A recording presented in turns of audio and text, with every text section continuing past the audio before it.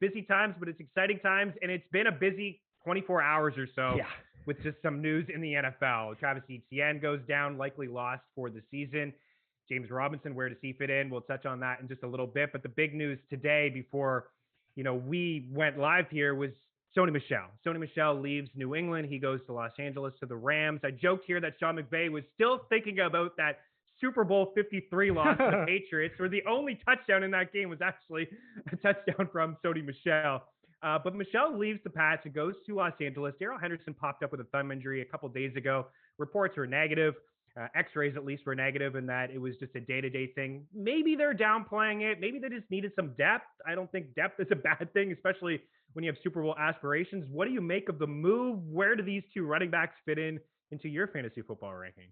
Yeah, I think that this is it's hard to be super surprised because there have been a lot of times where the Rams could have given Darrell Henderson like the reins to this offense. Like they traded up to get him a couple years ago and didn't really use him all that much that year. He was inactive down the stretch.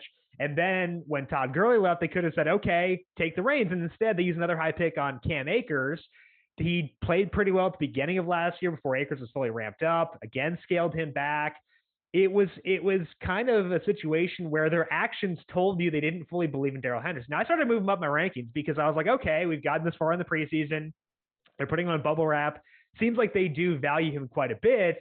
And so I started moving up my rankings, and right as I did that is when they traded for Sony Michel. So I've moved him back down to RB25. I think that if I were to readjust that at any point, it would be down. I don't think I'll put him any higher than RB25 because right now that'd mean putting him above. I'm not a huge Mike Davis guy, but Chase Edmonds is right around the range as well. And I feel a lot better about Chase Edmonds than I do Darrell Henderson right now. He's kind of in the same range as Trey Sermon. I think that's appropriate just because, both these guys have somewhat ambiguous roles, but big upside in that offense. So I think that's where Henderson will settle out for me. As far as Michel, I think he's a guy you need to draft at a certain point because Adam Schefter was talking to the radio this morning and said that he thinks there's a chance that Michel could be the lead back in this offense. The Rams gave up a 4th-round pick. Obviously, they don't care about draft picks, but that's decent draft capital to get this guy on their team. So I think it's a pretty decent downgrade for Henderson. Still obviously worth going to because he has talent. He's got some flash, good offense, good offensive line, stuff like that. But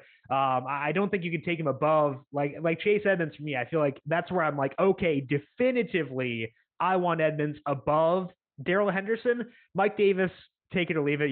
I can talk both ways on that one, but I think Edmonds for me definitively above Henderson at this moment.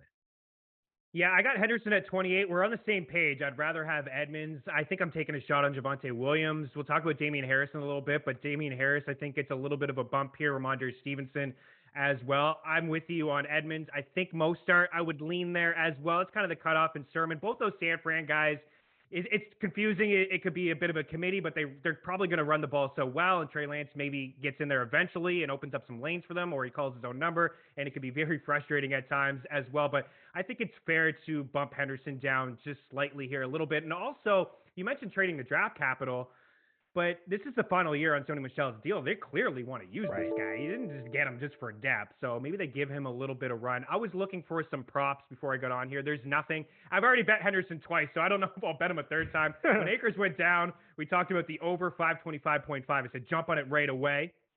And then it settled in around 950, 925.5, and then I took the under there.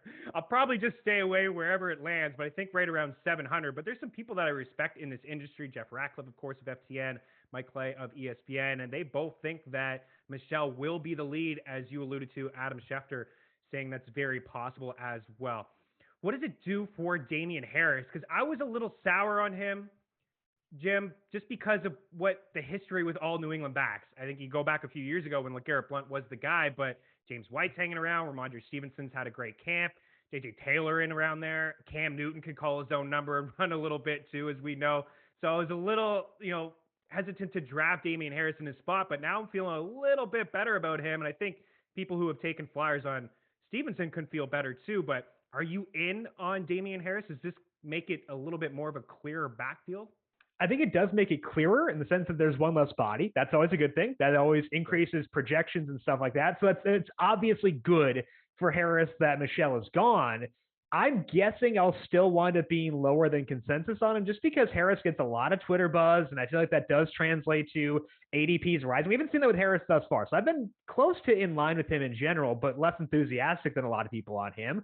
So I would bet that I wind up being lower than consensus on him because I think this is a bigger move than a lot of people will expect it to be, just because I wasn't expecting Michel to be a big part of that backfield to begin with. There were some rumors he might get cut at a certain point. Obviously, the Patriots didn't value him all that much. So I wasn't accounting for Michel that much. The bigger obstacle for Harris is James White, who you mentioned, because he's not going to get passing down work. And for me, I want running backs who get passing down work because that's how you generate a ceiling. You need to get work in the passing game to be a high upside fantasy asset. And I don't think that's really in Harris's range of outcomes at this time. So he's my RB28 right now. I might be too low on him. Like there's a good chance he winds up outperforming that, but like I just think that there are guys with better ceilings. Like he's in the same range as Trey Sermon. Sermon got some pretty good passing game work in week 1 of the preseason. So I feel like if I were to bet on one of them getting passing game work, give me Sermon over Harris. They both have great offensive lines,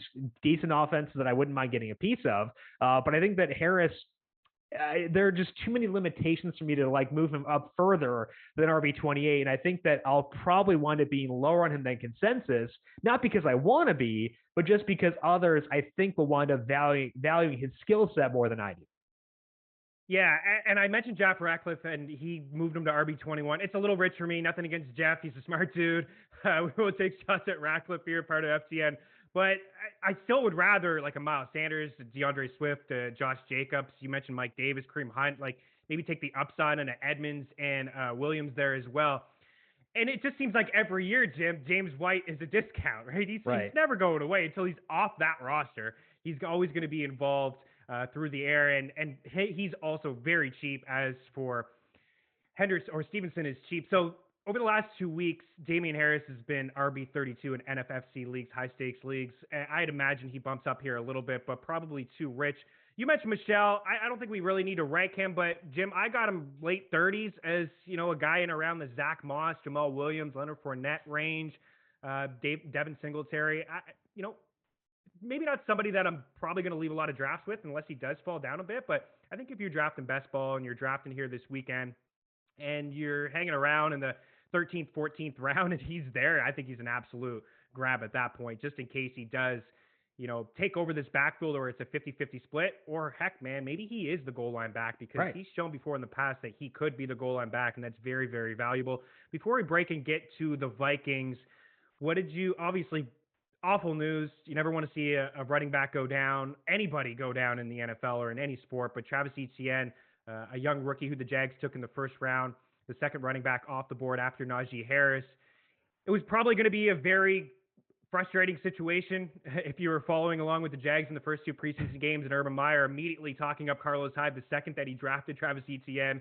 And now James Robinson, a little bit of a clearer path. Again, another running back out of the picture, so a clearer path here this time for James Robinson, who finished as a top 10 running back last season. Where does he fit in now, knowing that Travis Etienne most likely will miss the entire season?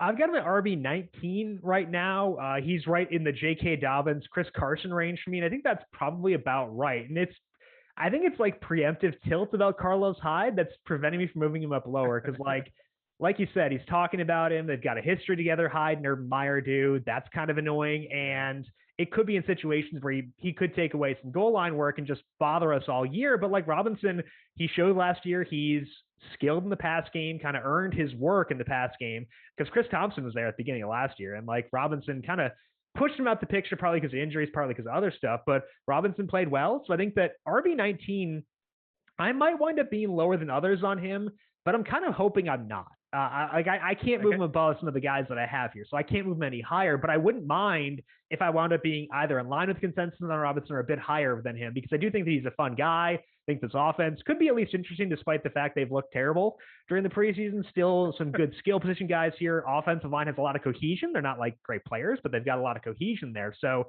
I wouldn't mind being above on him, but it's too early for me to tell where he'll settle out. But I've got him at RB19, and I think that if he winds up being there, I'll be very comfortable taking him where I have him ranked. Yeah, I got him at 16.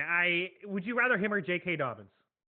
I'm above J.K. Dobbins, but that's because I don't Okay. like J.K. Dobbins all that much. I think Gus Man, am I Edwards the is a only pretty one big who problem likes? there. Yeah, I feel like I'm the only one here that likes J.K. Dobbins.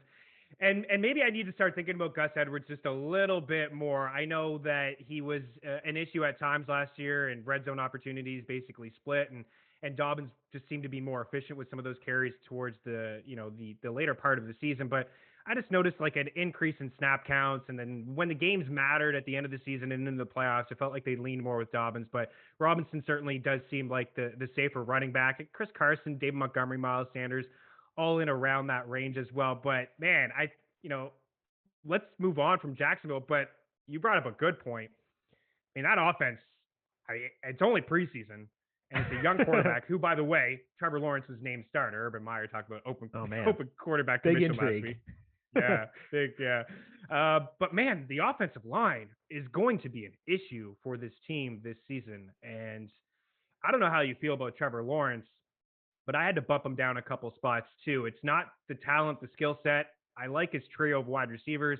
I really dig Marvin Jones this year as a terrific value in drafts, but I'm slightly concerned overall of how bad this offense could be. So, confusing situation, but a positive here for James Robinson. We'll switch gears and talk about a better team, right? Let's do that. Let's break, and when we come back, we'll talk about the Minnesota Vikings, all of their weapons, Justin Jefferson, a monster season last year, and Adam Thielen. Both of these guys, top 10 wide receivers last season, but only one getting drafted as a top 10 wide receiver this year. We'll talk about the Vikings and a whole lot more with Jim Sonis. Don't go anywhere. Mean Streets continues right here on Game Plus Network. What's going on, everybody? Welcome back to Mean Streets here on Game Plus Network. Chris Meaney and Jim Sonis here of Number Fire at Jim Sonis on the Twitter machine. We are going to switch gears, still talk a little NFL, but focus in on the Minnesota Vikings. 7-9 season last year, Jim. This season here, their win total is at 9. They are plus 310 to have a wild card berth. They are plus 300 to win the NFC North. That has changed a little bit since Aaron Rodgers was looking like he wasn't going to be a part of the Green Bay Packers. And when he showed up to training camp, the odds changed quite a bit. And they're 50-1 to win the Super Bowl. Kirk Cousins, QB 16, 128 overall. This is NFFC over the last 2 weeks. Dalvin Cook, the consensus number 2 pick behind Chris McCaffrey. Justin Jefferson, wide receiver 7, ADP 23. Adam Thielen, wide receiver 21, ADP 52. And then Irv Smith, tight end 13, ADP 127. Kyle Rudolph, no longer around. Let's just talk about this team overall as a whole, Jim. Long odds here to win the Super Bowl, of course. I don't know if a lot of people are viewing them as a Super Bowl team, but do you think they're a playoff squad? I think that they are. I had been interested in betting them to make the playoffs before the Rodgers news came down because I thought that, looking at my win total projections, they were right on the cusp of being one of those wild card teams. That was with Rodgers assumed on the Packers. And I was like, okay, if I take him out of the equation, obviously their playoff odds will go through the roof. That didn't happen. But I still think that they are a fairly priced team in terms of their playoff odds. So if they continue to slip a bit, I think that could be interesting in terms of betting them to make the playoffs. I will not bet them to win the NFC North. I don't think that is really something that I want to try to tackle with the Packers. But as far as getting a wild card berth, I think that they are pretty interesting there. I think that their win total is also appropriate. I would lean towards the over, but not with enough conviction to actually take it. I think that it's a situation where it's a pretty wide range of outcomes. And so I want to go towards markets that play better towards that than a win total. So again, specifically for me, betting them to make the playoffs is the ideal route for taking a look at this team. And the reason that I think they're kind of volatile is like, you can see paths to destruction on this team. It's not just like the obvious ones, like all the Kirk Cousins stuff, but they've already had some injuries up front to start off the year. Christian Darrisaw has been banged up. He had surgery already. So that's a bit of a concern. I think this offensive line, I would deem it to be underrated, I guess is the way that I phrase it. They've got some talent up there, but now with Darrisaw being out, you put Rashad Hill at left tackle, a little bit scary there. So that's why, to me, I'm trying to stay away from the stable markets, go towards the more volatile ones. Can't quite get to the most volatile ones, but they are still a team that I think is in a good position despite the red flags they have. And the defense is going to be improved, right? I think a lot of people has to be, yeah. Look at I guess it has to be, yeah. It was a rough go for them. Let's talk about some of their weapons. Rough go for them last year. Dalvin Cook. I mean, what can you say about Dalvin Cook? If you had the number one overall pick, is it Christian McCaffrey for you, or would you consider Cook at one? So I had Dalvin Cook number one initially, and then the Darisaw injury happened, the Kirk Cousins weirdness happened, and I got a little frightened about that. So I did move McCaffrey up to one. I probably should have had him there to begin with, just because the passing game role is going to be so good for McCaffrey. The reason I had Cook higher was because I felt better about offensive environment. I felt better about touchdown projection for Dalvin Cook than Christian McCaffrey. Upon second thought, I probably should have just been on McCaffrey the whole time. But I think that I feel very comfortable putting him second. I think that he is a full tier above Derrick Henry as the number three overall player for me. I think it's a pretty big fall off from Cook down to that third ranked guy. So very firm putting him second personally. Yeah, I mean, 19 points per game in 2019 was tied for second with Henry, and Cook is 29 rushing touchdowns in the last two seasons, career high 5 yards per carry last year, 4.7 for his career. I mean, he's an absolute beast, man. He is. I mean, 22.6 fantasy points per game. It was pretty strong. Like that was his last year. Like the last 2 years, he's been one of the most consistent running backs in football. One thing I find is weird with Cook, despite a lot of catches, 148 catches, 137 over the last couple of years, one receiving touchdown. That's a little over the last 2 years. That's like, is that just nothing? Like, that's really weird. It's weird, right? Because he gets a lot of targets, he gets a lot of catches. Yeah, it probably must be just like where the targets have come, but I feel like that's not necessarily like a schematic thing you would necessarily like want to prioritize, like getting fewer targets for running back in the situations. Like the Packers do a great job with Aaron Jones, getting him targets in close to the end zone. So interesting that that's the way it's happened. But it makes sense given the bodies they've got there, the personnel they've got between, they had Rudolph back in the day. They had Thielen, who's great near the goal line. Irv Smith, pretty talented down there too. So maybe it's just like a personnel type thing. Maybe with no Rudolph there, that could skew things more towards Cook. Thielen's due for some touchdown regression too. So maybe that could bolster that total and kind of wash off any potential negative regression in the rushing touchdown department. Yeah, I just thought it was strange. Like it's nothing. It's really nothing to look into. But for a guy that, 3 receiving touchdowns, 148 career catches, and really involved over the last 2 seasons, as a guy that just one receiving touchdown over the last 2 years, like again, it's really nothing. He's always been involved through the air, but it's a little strange. Maybe because when they get inside the red zone, all the looks seem to go to Adam Thielen. Let's talk about Kirk Cousins and the passing weapons here. For Kirk Cousins, man, he grades out pretty well when we look at some of our FTN data. He's an underrated quarterback, I think, from a fantasy standpoint as well. He could be a little bit sneaky at times on the ground, and I think he's at a really good range for those who play in super flex leagues as your second quarterback. And maybe if you're really in on Trey Lance and Justin Fields and you want a piece of them in single quarterback leagues, Kirk Cousins makes for a quarterback who you could have on the roster. The schedule is pretty decent to start the season. You can roll out Kirk Cousins for the first few weeks, and maybe by that time when they go on by, or maybe Trey Lance gets his opportunity, or Justin Fields, you can make the swap if you wanted to. Do you agree that Kirk Cousins has like an underrated fantasy asset to him? Yeah, I've made that pairing a lot of times, actually. Kirk Cousins with either Trey Lance or Justin Fields, because I think that they're tremendous options late in the draft. But like with the way things are trending, I don't think either is going to start week one with the way things look as of right now. And you need someone to pop in there. And like you said, Kirk Cousins is steady.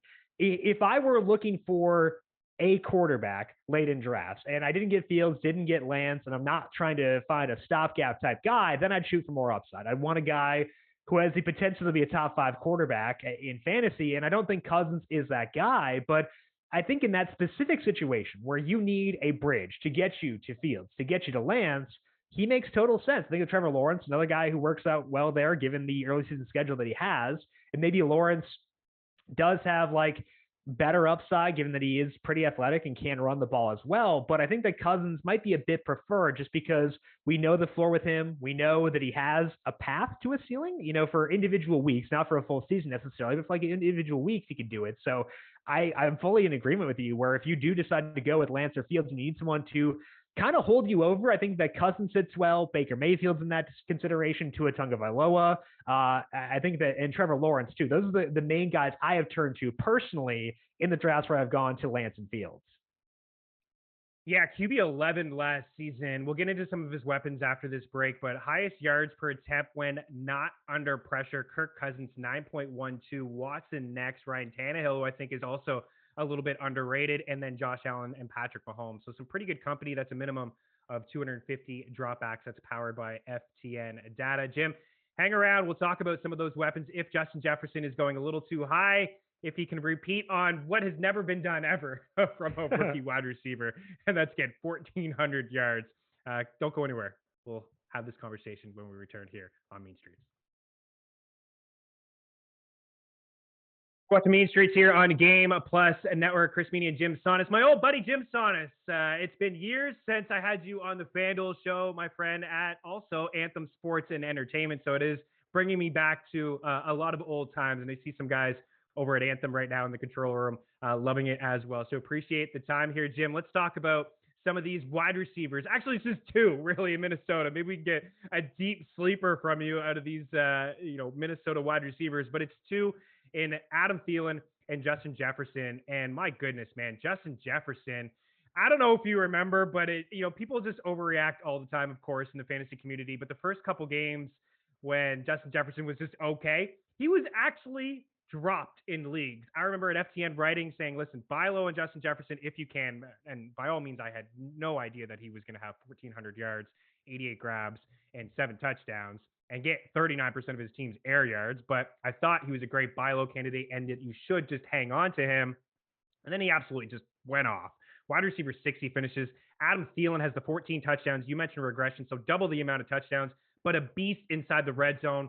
I think really over the past couple of years, he's been one of the leaders in red zone targets. Number 4 with 19 red zone targets last year, finishes as wide receiver 8. One guy in Jefferson is going as wide receiver 7 in NFFC drafts, and Adam Thielen, roughly wide receiver 21, 22. He's jumped around in that range over the last little bit. Let's talk about Jefferson. Do you think it's a fair price? Like, are you willing to draft him? And I guess it wouldn't be really end of first. It would be mid-second. Are you willing to spend on Jefferson? It feels like, Jim, the price is, maxed out at his ceiling, but who's to say that he can't do this again? Yeah, I think that's it.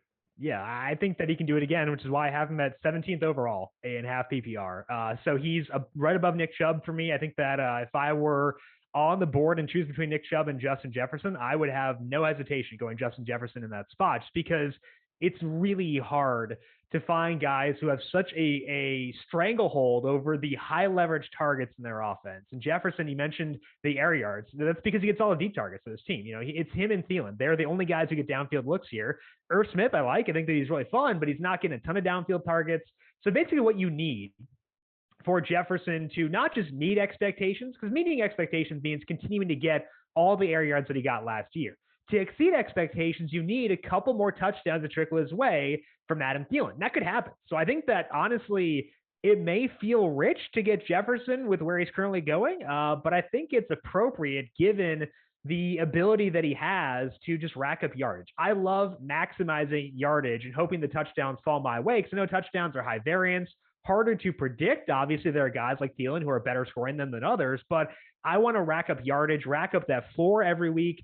Jefferson will have that this year, given the number of deep targets that he gets. And Kirk Cousins, despite his imperfections, has shown he can deliver on those deep targets. So I think it's justified, and I've found myself getting Jefferson quite a bit just because of that drafting in the middle of the second. And given the other guys that are available there, I am fully okay making him my pick pretty often. Yeah, me too. I know there's a lot of talk. It's like, oh, he can't do this again because no rookie has ever had 1,400, and teams won't take him lightly. But I thought, he was facing a lot of top corners towards, the midway point, towards the end of the season. He was facing top coverage and he was passing with flying colors. I mean, he's very explosive. My goodness, man, what a steal for the Vikings. And I know you've seen the video, and as an Eagles guy, I have seen the video and I will not ever watch it again. It's like, I can't believe it. Yes, we can't make this pick fast enough. Wow, the Philadelphia Eagles took Jalen Reagor. Let's go, Justin Jefferson. Start laughing. Justin Jefferson. And then they start losing it in the war room. So good on the Vikings. They got themselves a stud in Justin Jefferson. I have him as wide receiver 7 as well. Adam Thielen, you expected a little bit of regression from this guy. I almost feel like he's a steal. Sure, maybe the touchdowns come down just a little bit here, Jim, but he's just been underrated, I think, since he entered the league. You can say that from a real-life standpoint. You can say that, going through before he got into the NFL and his story getting to the NFL. I remember his breakout game. I think it was on Thanksgiving against Detroit where he completely went off. And ever since that moment, I think people just make excuses for Adam Thielen. But Thielen, one thing we can't ignore, you talked about the usage in the red zone, and maybe you can go to Justin Jefferson a little bit more. But last season, the leaders in red end zone target share, Adam Thielen, number one, 51.3%, again from FTN data. DJ Moore, number two at 37. Adams at 336, Devontae Parker 35, Logan Thomas 34. Man, that is a massive target share. Jim, even if the touchdowns come back a little bit, let's give him 8 or 9. This guy can still be a rock solid wide receiver too, can he?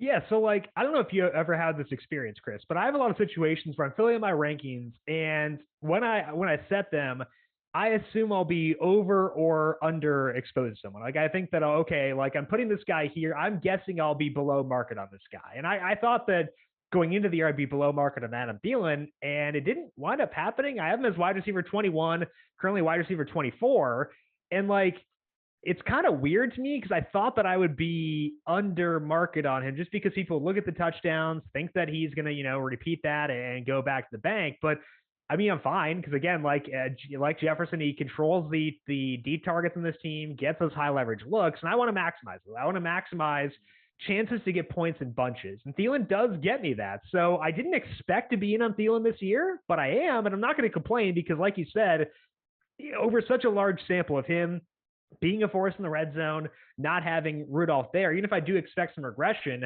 I'm not expecting to be like league average. I'd still expect to be about above average in terms of touchdowns over expectation relative to the yardage that he gets. So I didn't think I'd be in a Thielen this year, but I am, and I'm not going to complain about that personally. And if you think the defense is better and they're going to be in more games, game script will, favor Adam Thielen just a little bit. When they were leading by 9 or 13, the target share was Thielen 24, Jefferson 14. Down by 9 or 13, it was Jefferson at 27 and Thielen at 14. In one-score games, it was pretty much even. Thielen 25 and Jefferson 26. So, as you mentioned, down in games, high leverage targets, deep ball maybe potentially for Jefferson. But if this defense is improved, maybe some more targets here for Adam Thielen. I wanted to ask you about Irv Smith. You kind of mentioned him a little bit. Yes or no, in or out on him being tight end 13?